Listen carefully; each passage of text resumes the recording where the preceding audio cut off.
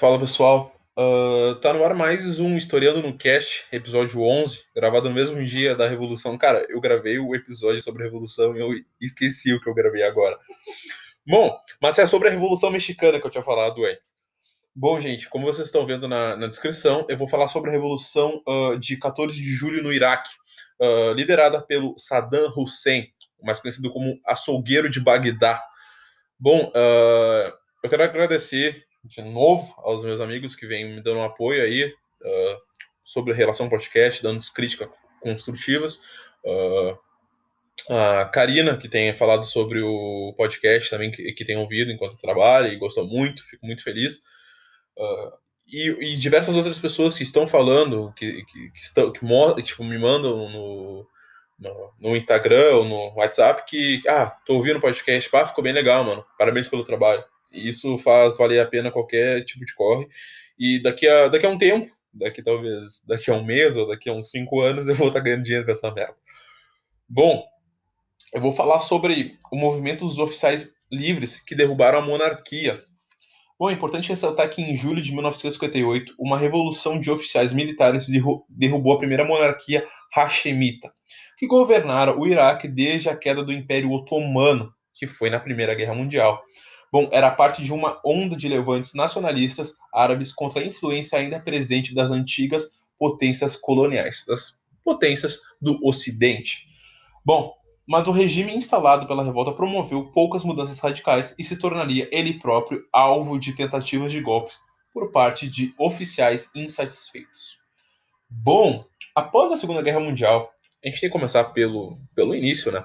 Como toda história, a gente tem que começar pelo início. É uma frase que eu falo constantemente aqui, que após a Segunda Guerra Mundial, o mundo árabe viveu uma onda crescente de sentimento nacionalista. Bom, os britânicos conseguiram ajudar o Império Otomano a se livrar do domínio de outras culturas ocidentais, mas ficaram sob o domínio dele. Mas após a Segunda Guerra Mundial, o colonialismo, por fim, acabou de uma certa forma. E o nacionalismo árabe começou a crescer. E boa parte da natureza pan-árabe direcionou a unificação das nações díspares em que a região se fragmentara. Então, várias regiões eram fragmentadas pelos colonialistas, que eram para ser regiões unidas. Diversos países fragmentados tipo, países que eram para ser um só, foram fragmentados por esses colonizadores. Bom, então os regimes pró-ocidentais que governaram o Iraque se esforçaram para conter esses sentimentos e, de modo geral, tiveram uma vida curta. Em 1948, eclodiram tumultos após a assinatura de um novo tratado que garantia ao Reino Unido um papel continuado no traçado da polícia externa iraquiana. Bom, o rei do Iraque, Faisal II, era menor de idade e incapaz de mobilizar o apoio de setores tradicionalistas da sociedade. Os governos chefiados pelo veterano político Nuri al-Said e o regente al-Ilá enfrentaram uma recessão e a queda dos padrões de vida dos iraquianos. Bom, além disso, tiveram que lidar com as consequências da Revolução dos Oficiais Egípcios Livres de 1952, que a gente vai falar aqui no podcast em seguida. Bom, que levaram ao poder o nacionalista radical pan-árabe Gamal Abdel Nasser. Bom, a fragilidade política do Iraque se evidenciou quando protestos oposicionistas explodiram em Bagdá naquele ano, exigindo a intervenção do exército para serem reprimidos. Então, o exército precisou reprimir os manifestantes para haver uma certa normalidade no Iraque. Bom, as eleições iraquianas de 1954 foram razoavelmente livres e um processo teve um número esse processo teve um número importante de deputados oposicionistas que chegaram ao parlamento. Mas em agosto daquele ano, Nuri al-Said dissolveu a Assembleia Nacional e os partidos políticos, de praxe como uma ditadura. Bom, tais iniciativas autoritárias, somadas à adesão em fevereiro de 1955 à Aliança Pró-Ocidente, o Pacto de Bagdá, que incluía Irã, Iraque, Paquistão, Turquia e Reino Unido, provocaram a insatisfação do exército, cujos oficiais mais jovens eram com frequência atraídos pelos ideais de Nasser. Bom, Em 1956, esses militares formaram um movimento de oficiais livres nos moldes do correspondente egípcio, da Revolta Egípcia de 1952. Bom, o Comitê Supremo era comandado pelo brigadeiro Abd al-Kazim e tinha o coronel Abd al-Salam Arif como vice. Bom, gente, é muito difícil falar esses nomes, gente. Meu Deus, cara, como é difícil falar árabe. Mas as dificuldades de Nuri foram agravadas pela crise de Suez no mesmo ano. O apoio do Iraque à fracassada intervenção franco-britânica para impedir o nascer de nacionalizar o canal de Suez deixou o país isolado no mundo árabe e o governo de Nuri ainda mais impopular dentro de casa, no território interno. Bom, a criação da República Árabe Unida, a RAU, uma fusão do Egito e da Síria, intensificou a marginalização do Iraque. Foi a contramedida adotada por Nuri em fevereiro de 1978, criando uma federação árabe, composta pelo Iraque, Jordânia, que indiretamente levou à sua queda. Bom, os oficiais livres já planejavam um golpe, mas o envio de duas brigadas da terceira divisão do exército iraquiano à Jordânia para apoiar a federação proporcionou a chance de implementar isso. Bom, a rota seguida pelas brigadas passava por Bagdá, a capital do Iraque, e elas estavam plenamente armadas. Bom, Arif liderou a 20ª Brigada para Bagdá, enquanto Kazim ficou na reserva. Bom, gente, está falando, não sei se está muito acelerado para vocês.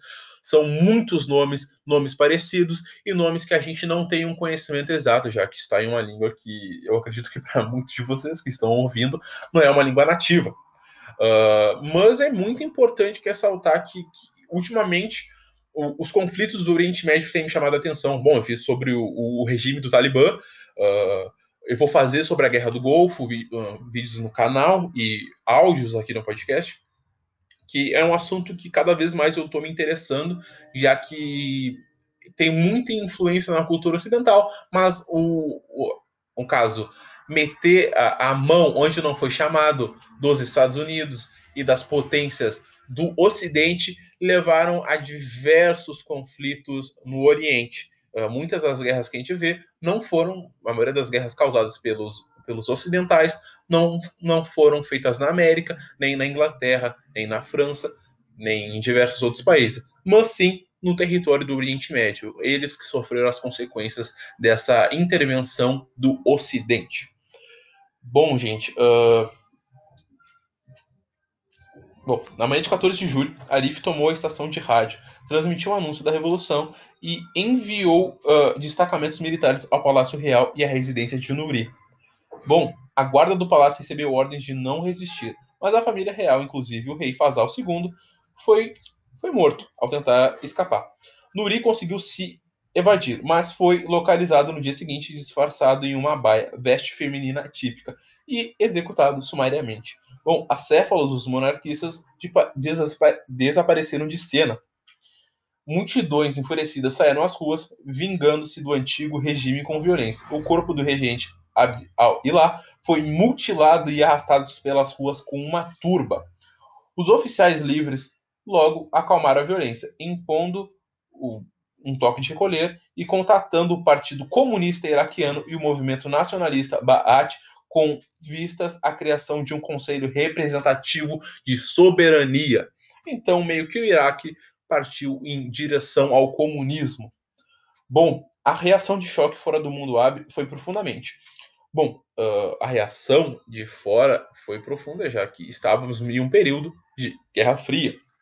A reação de choque no mundo árabe também foi.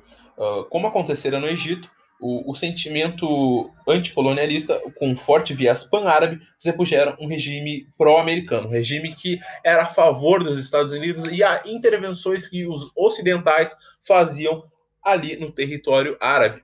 Bom, o Iraque adotou posição de não alinhamento, mas com inclinação ao bloco soviético, que eram as duas potências da época, União Soviética e Estados Unidos da América. Bom, em março de 1959, saiu o Pacto de Bagdá, porém as esperanças de reformas reais não tardaram a ser frustradas. As tensões cresceram rapidamente do novo regime republicano. Arif defendia a participação em regime de União Árabe, como foi a RAU, a união entre o Iraque e o Paquistão, Eu acho que é o Iraque e o Paquistão que eu tinha falado anteriormente aqui, gente. É só voltar. Bom, e em setembro de 1978, o Casim o afastou. Aprovou-se uma reforma agrária para confiscar as terras dos latifundiários. Mas isso desagradou a um setor-chave da elite política. Bom, como é no Brasil e como eu falei na Revolução Mexicana, se tu quer uma revolta contra as elites, é só tirar as terras delas ou fazer uma nova reforma agrária. É algo que foi muito difícil. E após até o massacre dos Carajás, de Eldorado dos Carajás, que ocorreu no Brasil, que era para ocorrer uma nova reforma agrária, o presidente Fernando Henrique Cardoso não conseguiu fazer uma reforma agrária. Que é algo muito difícil no Brasil e se engana quem acha que a República do Café com Leite, a República dos Coronéis, ficou no passado. Bom, isso não é só no Brasil, é em diversos outros países e o Iraque é só mais um. Bom, isso desagradou a elite política latifundiária do Iraque, e em março de 1959, um comício gigante em Mossul, organizado pelos comunistas iraquianos, desencadeou uma tentativa de golpe por oficiais livres, para quem Kazim teria traído a revolução. A oposição então se cristalizou em torno do partido Ba'ath, que se retirara do governo. No espelho do golpe de 1958, os baatistas formaram um comitê militar. Em 8 de fevereiro de 1973, lançaram um golpe de Estado próprio, assassinando o brigadeiro Jalal al-Akkad, comandante da Força Aérea. Apesar de os comunistas terem saído às ruas em apoio a Kazim, ele se negou a armá-los. Foi capturado e fuzilado após um dia de enfrentamento entre os revolucionários e as unidades leais do governo. Bom, a Revolução Militar Nacionalista Pan-Árabe caiu vítima de uma revolução gêmea e o Iraque ingressou em um ciclo de regimes militares repressores diante dos ideais dos revolucionários originais. Bom, os baatistas exerceram um papel de destaque logo após a derrubada de Kazim, em 1963. Mas tentaram algo além de suas forças. Em novembro daquele ano, eles lançaram um golpe contra o Wahab al-Salam Arif, que retornara como presidente. Livre dos batistas, o regime de Arif nacionalizou bancos e se reforçou para conter uma insurgência curda do norte do país. A morte de Arif em um desastre de helicóptero em 1966 enfraqueceu o governo. Agora, liderado pelo seu irmão Abd al-Rahman. Bom, gente, a gente pode ver que a história do Iraque é cheia de conflitos, né? Como a história. Eu tenho que trazer o paralelo do país que a gente vive. Mas o Brasil é um país que tem tudo para crescer, ou nunca vive períodos de paz política. O Iraque, pelo que a gente está vendo, não teve nenhum desses períodos. Bom, quando o irmão dele assumiu, o Abd al-Rahman, em meio a um senso de crescente crise, os batistas recuperaram forças.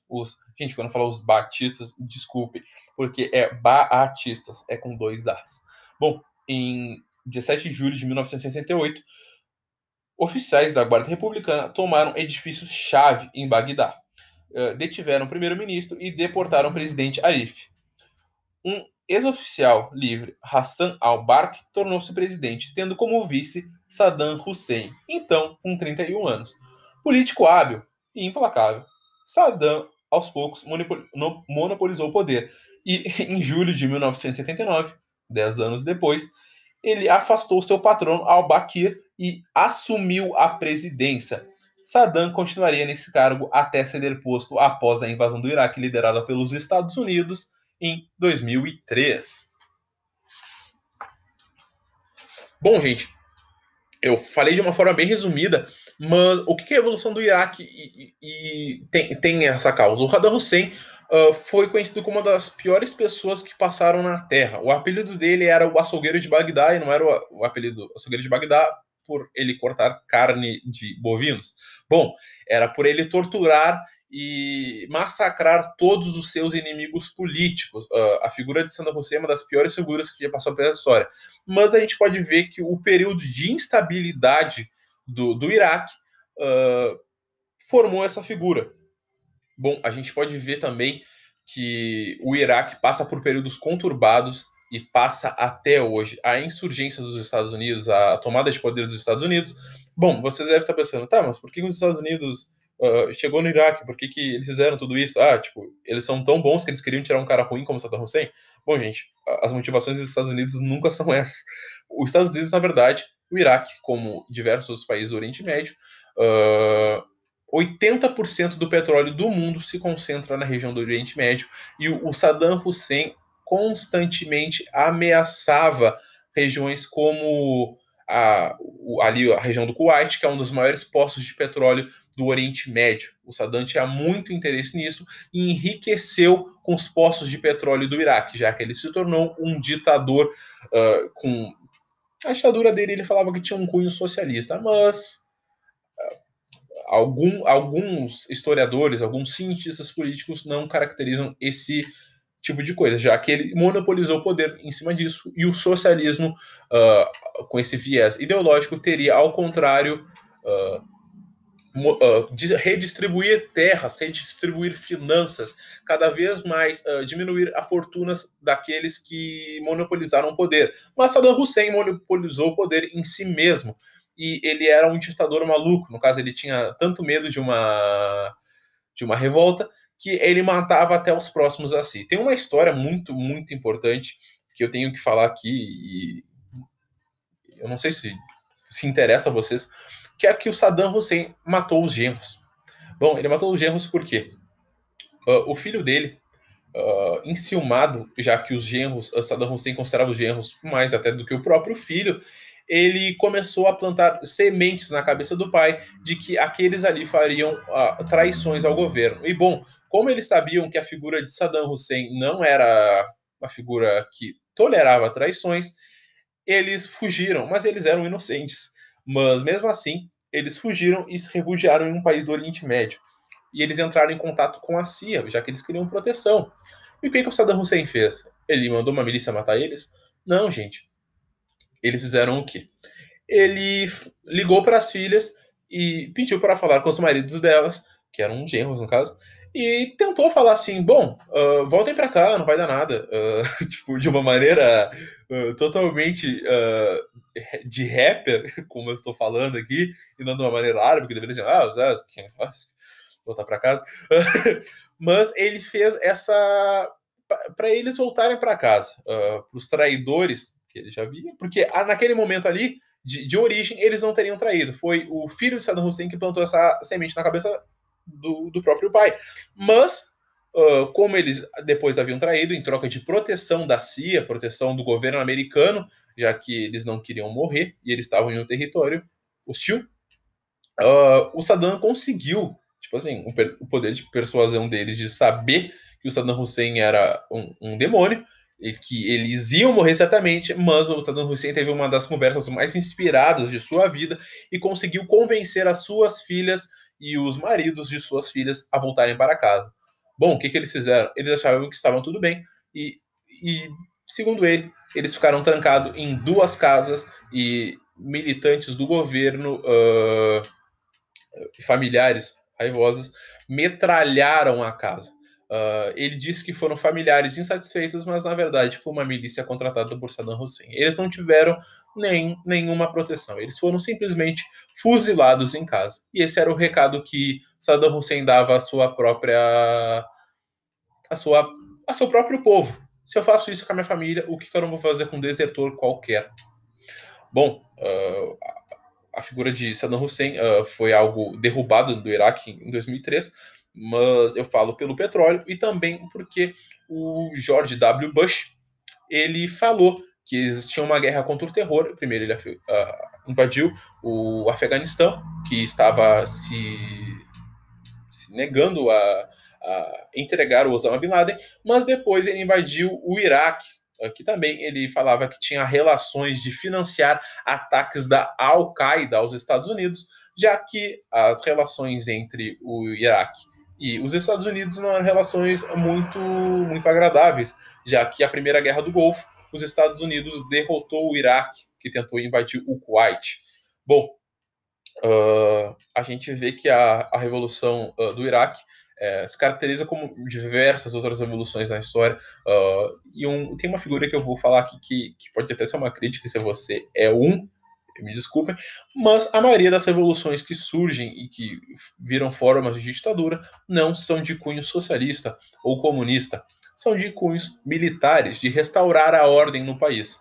Bom, e historicamente, lamento informar para vocês que, a favor disso, que isso não dá muito certo, já que no Brasil diversas pessoas ainda procuram parentes que foram torturadas apenas por darem a sua opinião política, sem atingirem um governo, sem maltratarem pessoas do governo, sem terem inimigos políticos, declarados, sem atentados terroristas.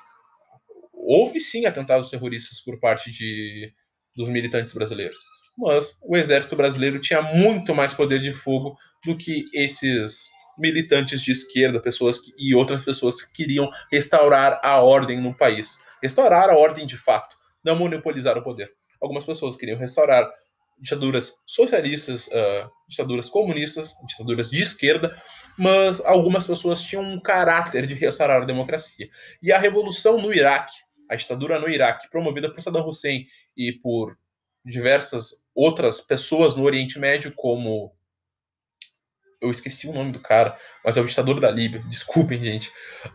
Mas ele também era um militar e ele promoveu esse golpe.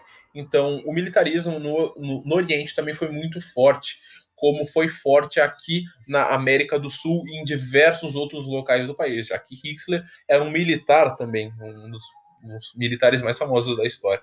Não estou fazendo uma crítica total ao militarismo, e sim as revoluções que começam a partir disso, na restauração da ordem e do poder, já que Saddam Hussein atacou diversas pessoas diversos povos que não eram da sua mesma origem, e perseguiu diversos povos e financiou apoio ao Osama Bin Laden. Não que os Estados Unidos esteja totalmente certo na invasão ao Iraque, talvez muito pelo contrário, mas a gente vê que o conflito do Iraque, esses anos de conflito, que cerca de depois da Segunda Guerra Mundial, teve a sua dissolução e está voltando, está em conflito. O Oriente Médio está em constante conflito. Depois da Segunda Guerra Mundial, perdura até os dias de hoje. Então, eu espero que vocês tenham gostado do podcast. Desculpa se eu me alonguei demais, se eu enrolei demais, se eu diminuí o conteúdo demais, ou se qualquer outra crítica, vocês podem botar aqui nos comentários. Sigam o canal no Instagram, sigam no Twitter, sigam no YouTube. E aqui, principalmente, curtam, avaliem aqui, tem a opção de avaliar agora. Avaliem aqui, baixem o episódio, sei lá, mostrem para amigos, escutem no trabalho, escutem, sei lá, quando vocês estão lavando uma louça, ou estão jogando um videogame, ou estão, sei lá, caminhando, correndo, que conhecimento nunca é demais, né, gente? Não como se eu fosse o almanaque do conhecimento, mas eu espero que vocês tenham gostado e estejam gostando do podcast. O número 11. Eu achei que a gente não ia chegar até aqui, achei que ele já ia ter desistido, mas pelo menos tem 2 materiais gravados para as próximas semanas, e eu vou continuar no assunto de revoluções, já que eu falei no outro podcast que o livro do Philip Baker, Revolução Levantes que Marcaram o Século XX, está sendo um livro de muito conhecimento para mim, que eu estou aprendendo diversas revoluções que eu não sabia, como o vídeo anterior. O vídeo anterior, na verdade, o podcast anterior foi sobre a Revolução Mexicana, diversas outras revoluções eu vou falar aqui, inclusive a Revolução Comunista da China de 1949 e a Revolução Comunista da Rússia de 1905 e 1917. Bom, como eu falei já dei todas as cal. Se inscrevam. Meu user no Instagram é RiaSantosX, Ria com Y. E é isso. Muito obrigado pelo apoio, muito obrigado por terem escutado até o final. E é isso. Tchau, tchau.